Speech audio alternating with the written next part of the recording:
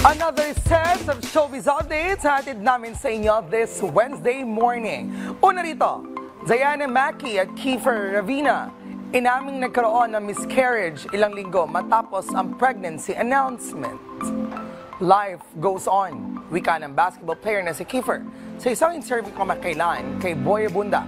Kasama niya rito ang beauty queen at kanyang asawa na si Diana na ibinahagi ang kanyang miscarriage journey.